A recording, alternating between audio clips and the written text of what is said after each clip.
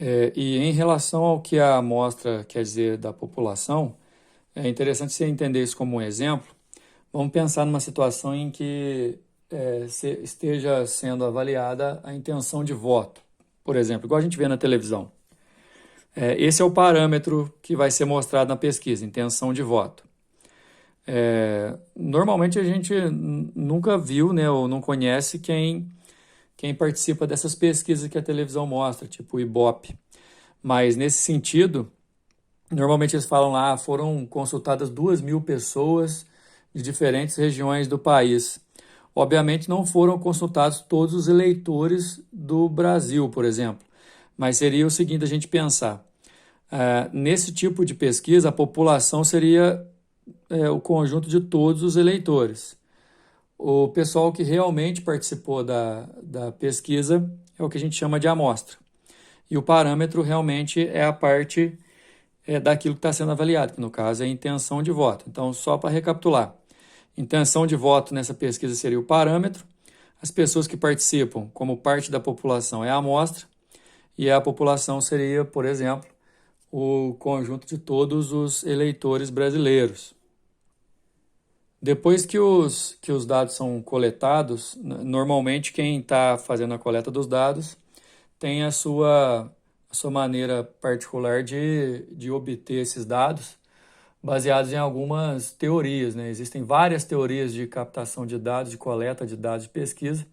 Não é esse o nosso objetivo agora, mas vamos imaginar que toda a pesquisa foi feita e os dados estão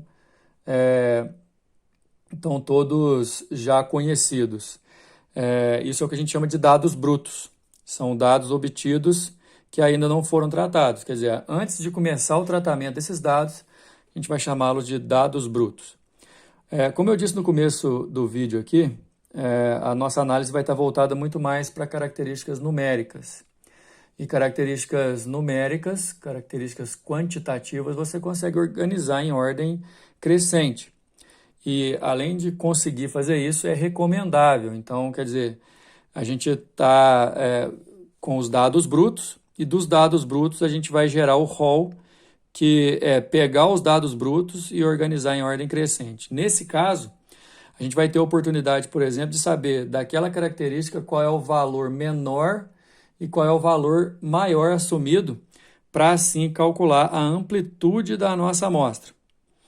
Então, pensa bem no que a gente está falando. A gente tem uma população, que é um total, depois a gente tem uma amostra dessa população, aí sim a gente vai ver qual que é a característica que vai ser analisada.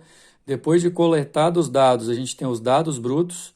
Esses dados começam a ser tratados, colocados em ordem crescente para formar o rol, e a amplitude vai ser o valor maior menos o valor menor. É a diferença entre os limites desse rol. Quanto mais organizado os dados, quanto mais organizados os dados e as características forem, melhor para você poder fazer a análise daquilo que você está buscando com a tua pesquisa. Então, na verdade, a estatística vem como uma ferramenta, mas o jeito de organizar os dados faz muita diferença, viu, pessoal?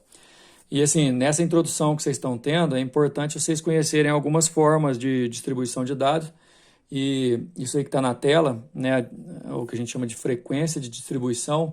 A frequência pode aparecer de várias formas, e assim, basicamente falando, na hora que vocês forem vendo o exercício, a gente vai formar tabelas com os valores obtidos dos dados brutos e, consequentemente, do rol.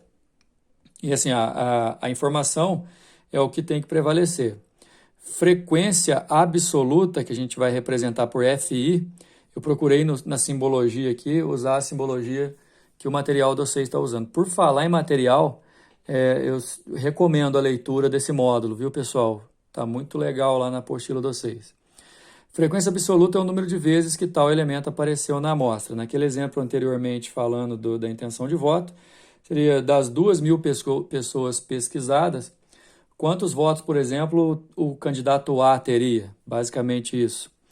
A frequência relativa, que pode ser dada inclusive em porcentagem, é uma fração que vai informar, por exemplo, qual que é a parcela daquela amostra em forma de fração ou porcentagem, ou até mesmo decimal, que está dentro daquela característica especificamente falando, certo? A gente vai pegar o valor daquela frequência e dividir pelo total.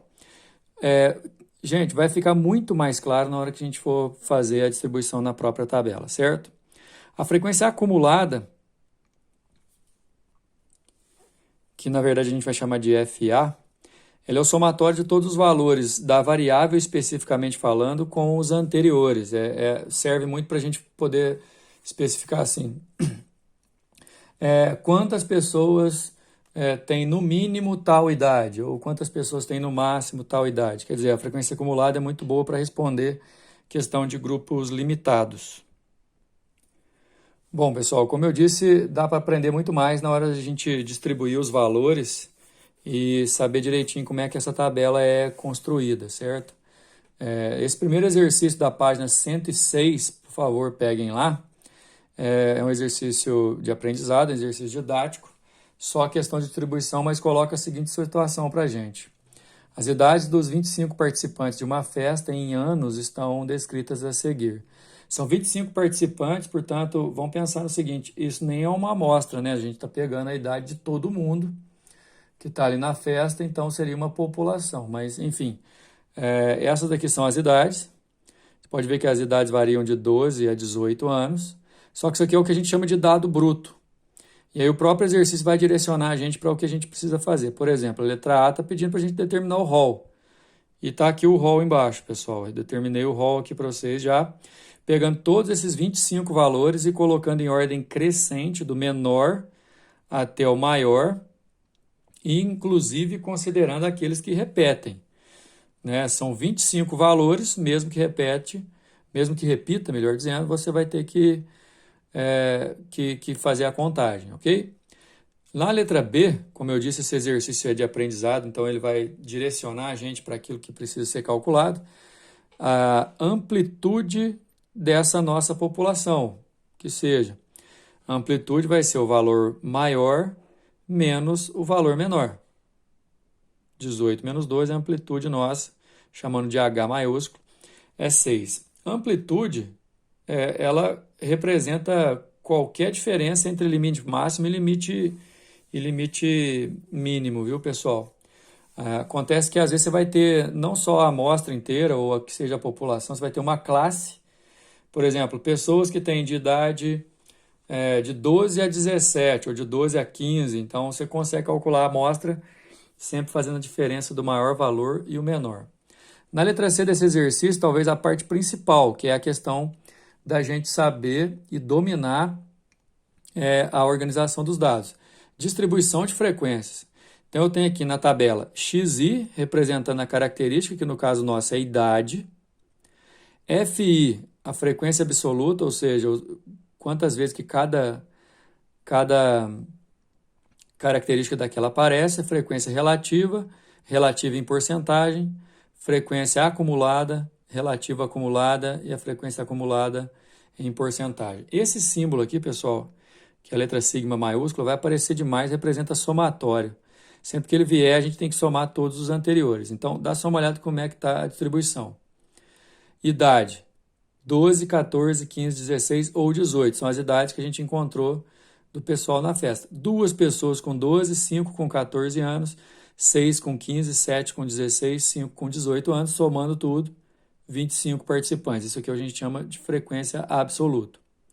Como são 25 pessoas, a frequência relativa é cada valor da frequência absoluta dividido pelo total. Dá só uma olhada, 2 por 25, 5 por 25, 6 por 25, 7 por 25, 5 por 25. Se você somar tudo, obviamente tem que estar 25 por 25. Essa frequência em porcentagem, se você dividir aqui, por exemplo, 2 dividido por 25, vai dar 0,08. Isso em porcentagem é 8%. Isso aqui vai dar 0,2, que é 20%, e assim vai. Olha só, todas as frequências relativas em porcentagem. Obviamente, a soma tem que dar 100%. A frequência acumulada, você tem que tomar cuidado, dá só uma olhada, ó. A primeira característica aqui, a primeira frequência absoluta, a gente sempre repete, porque não tem nada anteriormente. Mas dá só uma olhada, ó, a frequência acumulada da segunda linha vai ser a segunda mais a primeira, 7. A da terceira linha vai ser a terceira mais a segunda mais a primeira. Se somar, vai dar 13. A da quarta vai ser a da quarta somada com as anteriores, dá 20. E da quinta com as anteriores, obviamente, tem que dar o total. Frequência relativa acumulada é você pegar todos esses valores aqui e ir acumulando. E a porcentagem acumulada é você ir acumulando todos os valores anteriores em forma de porcentagem. Na sequência do exercício, tem aqui algumas situações de moda, mediana e média. A média, inclusive, a gente já falou na aula anterior, mas essas outras medidas aqui